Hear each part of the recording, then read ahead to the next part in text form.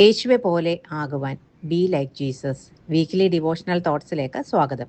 India മുഴുവൻ യാത്ര ചെയ്യുന്ന ചിലരുണ്ട്.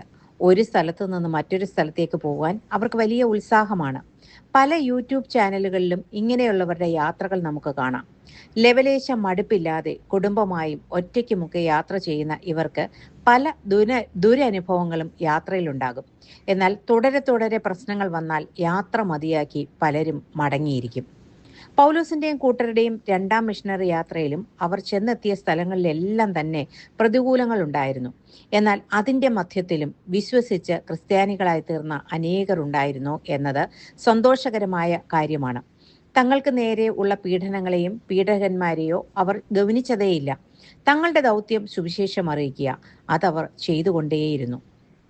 അപ്പോസ്തല പ്രവൃത്തികൾ 17-ാം അധ്യായം 10 മുതൽ 14 വരെ വായിക്കുമ്പോൾ പൗലോസും കൂട്ടരും ബെരോവ എന്ന സ്ഥലത്തെത്തി.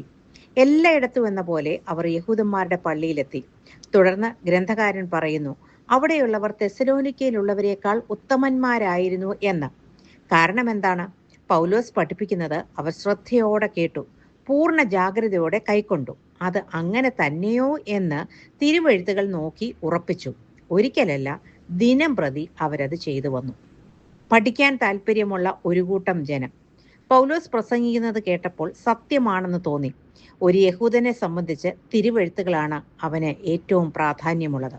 പൗലോസ് പ്രസംഗിച്ചത് യേശുക്രിസ്തുവിനെ പറ്റിയാണ്. സ്വാഭാവികമായും ചിലർക്ക് സംശയമുണ്ടാകാം, പുതിയ നിയമത്തിലല്ലേ യേശുവിനെ പറ്റി പറഞ്ഞിരിക്കുന്നത്? പിന്നെ യഹൂദന്റെ കയ്യിലിരിക്കുന്ന 39 പുസ്തകമടങ്ങിയ നിയമപുസ്തകത്തിൽ എങ്ങനെ യേശു ഉണ്ടാകും? പഴയ നിയമത്തിൽ യേശുക്രിസ്തുവിനെ പറ്റി പറഞ്ഞിരിക്കുന്ന അനേക കാര്യങ്ങളുണ്ട്. മോശ മുതൽ എല്ലാ പ്രവാചകന്മാരും തന്നെക്കുറിച്ച് പറഞ്ഞിരിക്കുന്ന കാര്യങ്ങൾ യേശുവിന്റെ ഉയർപ്പിന് ശേഷം നിരാശരായി എമ്മാവൂസിലേക്ക് മടങ്ങിപ്പോയ ശിഷ്യരെ യേശു തിരുവെഴുത്തുകളെ ആധാരമാക്കിയാണ് പഠിപ്പിച്ചത്. 300-ലധികം പ്രവചനങ്ങൾ യേശുവിനെ പറ്റി പഴയ നിയമ പുസ്തകത്തിലുണ്ട്. ജനനം, ശുശ്രൂഷ, മരണം ഇവയൊക്കെ വ്യക്തമായി തിരുവചനം നമുക്ക് കാണിച്ചു തരുന്നു. അവർ പഴയ നിയമ പുസ്തകം പരിശോധിച്ചു, അതായത് അവരുടെ കയ്യിലിരിക്കുന്ന വേദപുസ്തകം പരിശോധിച്ചു. പൗലോസ് പറയുന്നത് സത്യമെന്ന് കണ്ടെത്തി. അടുത്ത പ്രഭാതത്തിൽ വീണ്ടും കേട്ടു, അതും ഒത്തുനോക്കി, അതും സത്യമെന്ന്, സുവിശേഷം സത്യമെന്ന് അവർ വിശ്വസിച്ചു. യഹൂദന്മാരും യവനന്മാരും മാന്യരായ ചില യവന സ്ത്രീകളും സുവിശേഷത്തിൽ വിശ്വസിച്ചു. നമുക്കിതിൽ നിന്ന് എന്താണ് പഠിക്കാൻ കഴിയുന്നത്? ഇന്ന് ദൈവവചനം സുലഭമായി കിട്ടുന്ന സമയമാണ്. എല്ലാ വീട്ടിലും കുറഞ്ഞത് 4-5 ബൈബിളെങ്കിലും ഉണ്ടായിരിക്കും. നാട് മുഴുവൻ സുവിശേഷ യോഗങ്ങളും ഉപവാസ പ്രാർത്ഥനകളും ആരാധനകളും ഒക്കെയുണ്ട്. സോഷ്യൽ മീഡിയയിൽ ഏത് ടൈപ്പിലുള്ളതുമായ മെസ്സേജുകൾ നമ്മെ തേടി വരും. ഇവിടെയൊക്കെ ഒരു ശിഷ്യൻ എന്ന നിലയിൽ നാം എന്ത് തീരുമാനമാണ് എടുക്കേണ്ടത്? ആരെങ്കിലും എന്തെങ്കിലും പറഞ്ഞാൽ അത് കണ്ണുമടച്ച് വിശ്വസിക്കണോ? നമുക്കറിയാം, ചെറിയ കുഞ്ഞുങ്ങൾക്ക് നാം ഭക്ഷണം കൊടുക്കും. അമ്മയുടെ ചിരി, സംസാരം ഇതൊക്കെ ശ്രദ്ധിച്ച് കുഞ്ഞ് കൊടുക്കുന്നതെല്ലാം അതെന്താണെന്ന് പോലും അറിയില്ല എങ്കിലും അതവൻ കഴിക്കും. എന്നാൽ ആ കുഞ്ഞിന് 3-4 വയസ്സാകുമ്പോൾ അവൻ ചോദിക്കും, ഇതെന്താ, ഇതിലെന്താ ഉള്ളത്, ഇതിനകത്ത് എന്തൊക്കെ ഇട്ടു എന്നൊക്കെ. പലപ്പോഴും അമ്മമാർ പച്ചക്കറികൾ കഴിക്കാത്ത കുഞ്ഞുങ്ങളെ അത് കഴിപ്പിക്കാൻ പുതിയ റെസിപ്പികൾ തന്നെ കണ്ടുപിടിക്കാറുണ്ട്. എന്നാൽ കുഞ്ഞ് വളരും തോറും അവന് കാര്യങ്ങൾ മനസ്സിലാകും. ബൗദ്ധികമായി അവൻ വളരുമ്പോൾ തിരിച്ചറിവുണ്ടാകും.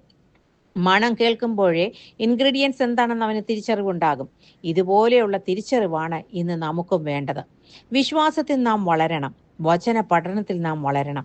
അനേകർ നമ്മെ തെറ്റിക്കാൻ നോക്കും. എന്നാൽ തെറ്റുപറ്റാതെ വചനത്തിൽ പറയുന്നത് മാത്രം വിശ്വസിക്കാൻ നാം ജാഗ്രതയുള്ളവരായിരിക്കണം. നമുക്ക് ഈ ജ്ഞാനം വചനവായനയിലൂടെ മാത്രമേ ലഭിക്കൂ.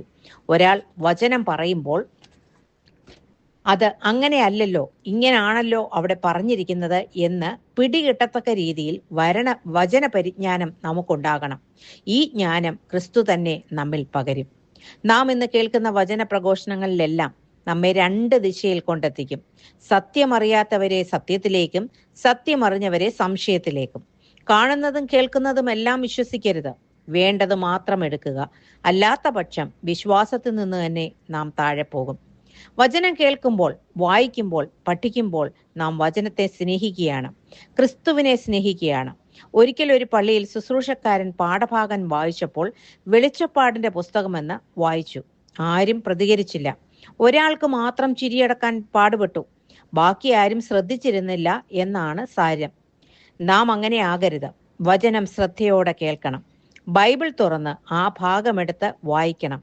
വാക്യം മാത്രമല്ല, വാക്യം ഏത് സന്ദർഭത്തിൽ പറഞ്ഞു എന്നതും മനസ്സിലാക്കിയാൽ മാത്രമേ കാര്യമുള്ളൂ. ഈ ഭാഗം അവസാനിക്കുമ്പോൾ തെസ്സലോനിക്കയിലുള്ള ചിലർ ബെരോവയിലും എത്തി. പുരുഷാരത്തെ പൗലോസിന് നേരെ ഇളക്കി. ഇന്നും ഇതുപോലെയുള്ളവരെ നമുക്ക് കാണാം.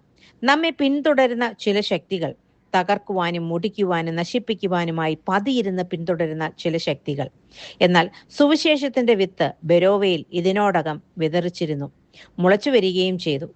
അതിന്റെ ഫലം കാണുന്നതിന് മുമ്പേ തന്നെ സുവിശേഷകൻ അടുത്ത ഇടത്തേക്ക് യാത്രയായി.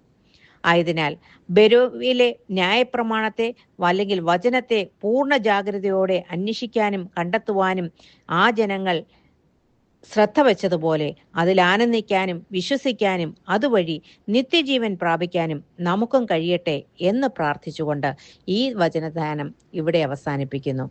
God bless you all.